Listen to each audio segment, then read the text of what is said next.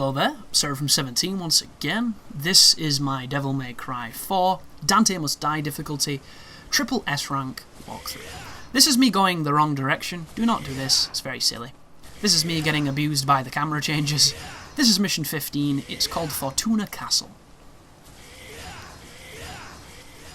So the hardest part of this game is the Dante sections, because Dante is much more tricky to use, he's much more complicated than Nero. But at the same time, he's very powerful. And if you're going to be using the distorted real impact technique, he's going to be even more powerful. Because it's just insane. And I've always felt that the Dante sections of this game are more of a reflection on the player skill than the Nero ones are, because Nero is so simple to implement. Don't get me wrong, does that mean that there isn't skill in Nero? That's not true. There's obviously skill in Nero. Like, there's skill in turning the game on. That's what people don't seem to realise, you know. You had to learn how to do these things, regardless of how simple or how trivial they were, you still had to learn to do them, you know. Remember when you couldn't tie your shoelaces? And then you learnt to do that? How hard was that? I remember that being pretty damn hard. Like, I know people who got Velcro shoes because they couldn't do that shit. That was some next level stuff. And then you look back on it now, and you're like, how the hell could I not do this? No, but you just couldn't. It's just that simple. It was hard. And this is another Blitz who, you know, the Blitzes can be hard. That was a really good distorted impact there, because I managed to take him out very quickly. I wish all my Blitz fights were like that, minus the damage, but they just aren't. And it stems from the timing on the distorted real impacts. If you didn't know, there are several timings on it. There's a great video that some guys got on YouTube, which I watched the other day, and he shows you the frame inputs and when to activate the Devil Trigger to do the most damage, to get Devil Trigger back, you know, to do damage and get Devil Trigger back. There's like a whole bunch of different ways of doing it, and it was really informative. That guy's a fantastic player as well, and you know the thing I love the most about his videos is he says on them in the description that he's not a very good player. And those are the type of gamers that I like to associate myself, because when you're good at something, guys, you don't have to talk shit. You don't have to rub it in other people's faces. There is a humility in truly being good at things. And I respect that on YouTube, because there's not enough of it. And there's nothing uglier to me than that arrogance of people that you get all the time. Every single guide I've ever made has been somebody who's left a comment telling me how much better he could do this. You know, how much better he did something, how he did something without taking damage, how his method is better and here's why. You know, there's a lot of people who really could do with a fucking beat down of humility to humble them, which they probably never will get. But I love to see supreme skill that doesn't have an ego behind it. To me, that's the ultimate gamer right there. Someone who can do that, can do what they do and still stay modest about it. Because making videos itself is intrinsically an ego trip. You know, you can't deny that. You're making videos and people are watching them and they're watching you. There's always going to be that like voyeuristic nature of, you know, I'm awesome, people are watching me, but people let it get to their head. And I'll never understand that. Like, I get some comments, man, and this is not me, you know, complaining about them or insulting these people, but I get people saying that, like, I'm the best gamer in the world, like, how the fuck do I do these things? And that's just not the case, guys. It really isn't. It's very nice of you to say, but that's just not true. I mean, one glance at this Dante performance is showing you that, you know, I don't have all good days. But it's just your frame of reference is smaller than someone else's. Like, there are some crazy people who play games, and they play them at levels you can't imagine. And I look quite good because you've never seen those levels. And that's what it's about. Like, everybody can do anything, really. It's just, are you willing to dedicate the time needed to do it? And I found when I was younger, it was easier to do that. As I get older, it's a lot more tricky. And it's funny because I'm one of those people that I think I'm getting better as I age at games, even though every single scientific study shows you get worse at almost everything as you get older. Like, all wisdom does is slow you down, apparently. There's this kind of emotional weight on you when you get wise, apparently. But like I don't feel like my reflexes have dulled. I don't feel like my You know, my response times are slower. I feel sharp. I feel like I understand games better, even when I miss shooting back the ball with my shotgun, which somebody's told me it's much easier to throw the rose with Lucifer than it is to shoot it like I did then. I don't know why shooting it misses. I think it's the random spread. Like, I had it where it never missed, and then I had a string of constant misses, and it really confused me. But I always say this with games, like, whenever you're watching somebody do something that's insanely great, there's a part of you that either wants to do it or just looks at it and thinks, wow, you know, that's amazing. I don't think I could do that. The truth is you could. It's just having the capacity to put in the time that you didn't see that other person put in. A lot of people think that there's an aptitude towards games, and in some responses there is, but I don't think, you know, natural ability is really as big as people say. Because it's like a lot of things. It's like anything you can learn, really. It's a skill that, through repetition and through repeating, you know, you become finessed, you become practiced, and it becomes natural. And when anything becomes natural, it can be very powerful. Which is why it's always amazing when you get those very strange comments on YouTube where people say things along the lines of, you know, no damage when you've already died against this boss. That's not impressive at all. That's a piece of shit. Like, what's impressive about studying a boss, learning how to fight him, and then doing it without taking any damage? And you just scratch your head and go, what? Are you on the same planet as the rest of us? Because those people exist. Like, wow. And to this day, that's one of my finest comments on YouTube, that the guy just... like, in what world does anybody do something the first time perfectly? I don't. And I don't think you do. The only people who could are liars. Like, you know, nobody's born perfect. That's why we exist. The constant strive for perfection, the constant strive for improvement, for enhanced performance. If you don't see an improvement from your first hour in a game to your 15th hour in a game, then either that game's not meant for you, or there's something very wrong.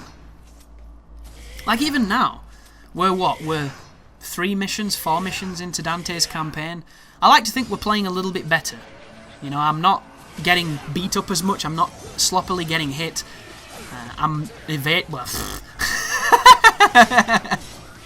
just ignore everything I'm saying. I'm clearly drunk and in need of being put to bed. But I'm still playing at a higher level than I was. It's not a very high level by any standards, but it's more aware, and yeah, there's improvement there. And that's one of the many driving forces behind games for me, to see that improvement. And I always go back to the Wonderful 101 on these commentaries, which somebody's been saying, like, you're building a lot of hype for this game, and I guess I am. Because it's a great game. I'm just really distracted at this moment in time and not playing it. I don't know why. I'm in a strange mood recently. I'm in a very, very strange mood, and I don't really know why. And I've been trying to get some emulated titles to see if I could cover something like that, because I think it's because I'm in the mood for something different. And the Wonderful 101 is really different, but I've already beat that game nearly 3 times. And I said to myself I wasn't going to make a guide until I understood it better. And I fear that I might have burnt myself out on the game before I make the guide, which I don't think will be the case, because it's such a fun and awesome game. It's just, as I've already mentioned, I got really frustrated the last time I played it. And it might just be, you know, the hot weather and my mentality was a bit shitty. Oh, that was unfortunate. But I was looking for some emulated stuff, and that was a shame. Just lowers the combo on something as silly as that. Still playing sloppy, hopefully we'll see more improvements. But I got Prince of Persia Warrior Within, which is my favourite Prince of Persia from the trilogy of the games on the PlayStation 2 era. It's kind of like The Empire Strikes Back for me. It's the dark emo one. And it's also devilishly challenging as well. I remember it being very hard when I was younger. It also has a gratuitous ass shot in the first 5 minutes of the game, which I really do approve of. But I got it, and I put it on, and I had it on like 6 times native resolution, and all the trimmings, and it started fine, it booted fine, no artifacts, no problems. The cutscene that starts the beginning that you can't skip with the Dahaka chasing the prince started, I get all excited, like, oh, the nostalgia, I love this game, it's been so long. And then when it got to the gameplay, my life turned up on the HUD, the tutorial prompt turned up on the HUD, and the rest of the screen was black. And all I could see was my life going down. And when I plugged my volume back up, because I generally listen to podcasts and watch YouTube videos while I play emulated stuff, kind of split screen, sometimes full screen, and I turn the emulators down because they're very loud. And I was hearing the monsters beating me up, and then when I started pressing attack I could hear me beating them up, but I couldn't see it.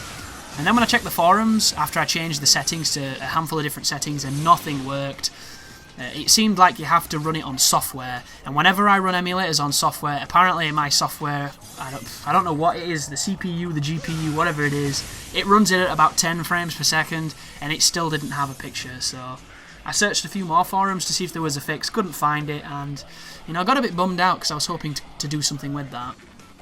And there is a high definition collection, but I can't justify buying it, and my rental service just doesn't send me the games I want.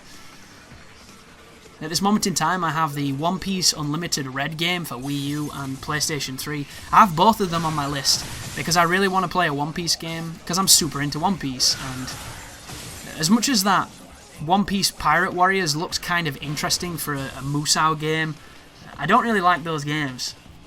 And my love of One Piece would enable me to play it, but it would still wouldn't hide the fact that it's just like the Fist of the North Star ones, it's just like the Gundam Wing ones, or the Gundam in general ones, where they could be these fantastic and awesome games filled with these characters that you love, but at the end of the day, they're just fucking Dynasty Warriors, and... Ugh. I should have really talked about that room, too. This is a potentially very difficult room. I run in immediately, and I do real impact on the first frost, and then I proceed to use the camera to my advantage, lure the frost into the corner so he can't avoid me, and he'll do the teleport move. As soon as he does the teleport move, I either prop shredder him into the air, and then hit him with a distorted real impact, or just start the distorted real impact and hit him that way. This is a very long video, so I've sped up this part for you, mainly because it's dumb, and I hate doing it, and it's one of the things that really frustrates me about finding all the orbs for the S requirement. Make sure you get that cash I just got as well. If you don't get that cash, you will never get S. It's really strict with that. But I tried a couple of other emulated titles as well. I got God of War 2, because I had ambitions of doing a no upgrade run on Titan.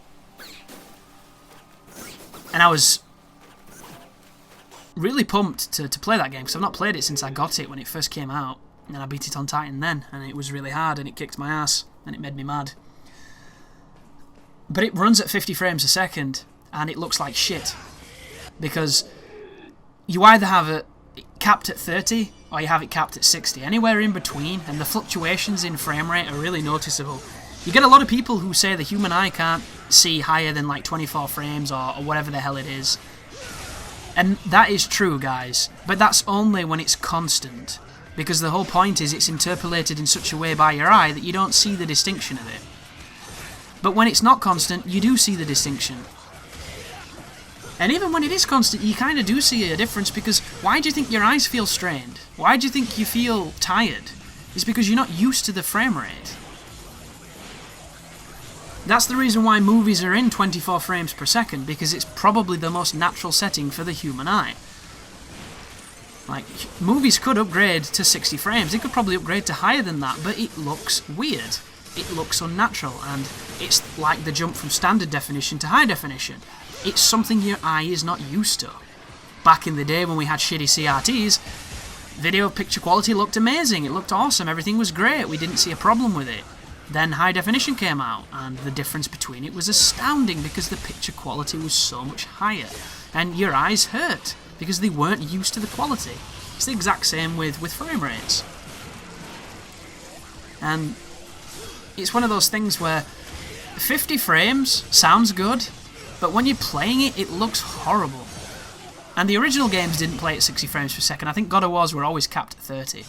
And when you go back and play them, they're probably slow as shit. But I know the high definition collection do run at 60.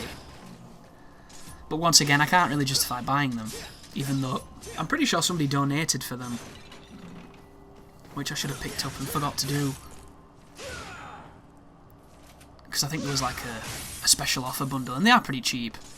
But I wanted to get it on emulator anyway, and I got it. It was 50 frames, and I tried changing the settings, and I couldn't get any better results. And it was another bum out moment, because I really wanted to play that game. But it didn't work, so, you know, I moved on. Right, this area here is nothing but collecting orbs. It's pretty important too, because if you don't get the right amount of orbs, you don't get the requirements, and not getting the requirements is one of the most frustrating parts of this game for rank running.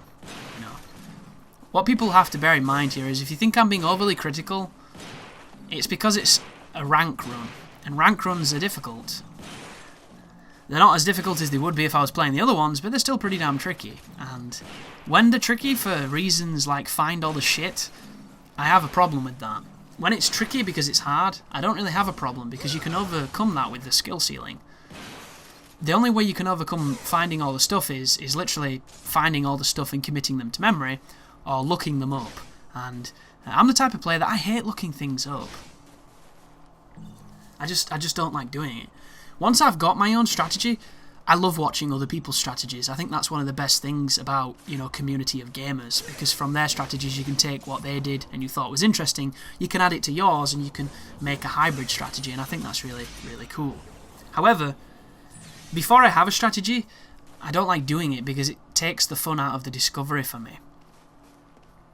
And, like, I'm on a new game, I can't imagine looking for any way to do things that I can't figure out, because the enjoyment at the beginning of a game for me is the mystery, and when that mystery's gone, you will miss it. In spite of the frustration it may cause, you do miss that feeling. Anybody who's played a game for a very long amount of time wishes they could go back with no memory of it. You get a lot of people with that kind of nostalgic mentality who play Souls games, because Souls games are kind of the best example of where knowledge pays off. Knowledge and experience are the greatest skill you will ever have in that game. They just are. Don't get me wrong, there is a lot of, you know, hand-eye coordination, motor function, all that kind of good stuff to know when to dodge and pattern recognition, but the information and knowledge of how the systems work and where things are and what things do is so incredibly powerful. In those titles especially. But this is it Dagon, his name at this point? I've never really got this. Is it the same frog or a different frog? They have different names, so I assume it must be a different... Is it his dad? Is it his twin brother? Like, what the fuck is it? Or is it just a palette swap and a name change? What I do know is, I've never had these two little titty bitches be this awkward for me as Dante. Like, normally they just run away, but for some reason they kept hitting me with that ice attack, which I don't think I've ever seen before. And I'm curious if they're hanging around for so long because of the damage I just did to Dagon with that massive distorted real impact. And if you're wondering why that did so much damage, if you can hit him when he lowers his head and hit his crystals, you'll do the most damage. Like, see that when he does that to lean? See that? That's perfect. If you can land a good distorted impact on his crystals, all 3 hits on those crystals, you will take off 50% of his life. The timing for it can be tricky though. You really need to know what you're doing, and you know, this was maybe my 3rd fight against him as Dante. I kept failing the orb requirements as per usual. I do believe I shared a video of me failing the orb requirements as well, which people seem to have been enjoying, the fail videos. And I think going forward I'm going to do those fail videos a little bit more often, because it helps, you know, it helps my channel keep its feet on the ground. Because there's a lot of people that are not very media smart, and it's an ignorance that stems from naivety. It's not a bad ignorance, it's just ignorance, and ignorance is not necessarily a bad thing, guys. It's just an excuse to learn something. We're all ignorant of some things, and it's more a show of character on whether or not you take ignorance as an insult or as an excuse or a driving point to to become more learned in whatever it is you don't understand. This is something I say to my mum a lot, because she spends more time on her PC than I do, yet she never ever spends any of that time bettering her knowledge, and I think that's a bit of a shame. I mean, it doesn't even have to go that far. She still types with one hand. I don't understand it. It'd be so quicker if you just tried to do two. You know, one finger only gets you so far. You need to incorporate the others, and then once you do, you'll never go back, and you'll be laughing. But, you know, it's one of those things, isn't it? When a child tells a parent how to do something, it's one of those power shifts. The dynamic changes, and regardless of how old you get, guys, you will always still be a child to them. It's strange. But thank you very much for watching. Hopefully my lackadaisical performance didn't offend you too greatly. We still got the triple S. It should give you the confidence to do it yourself. And thank you very much. You take care now.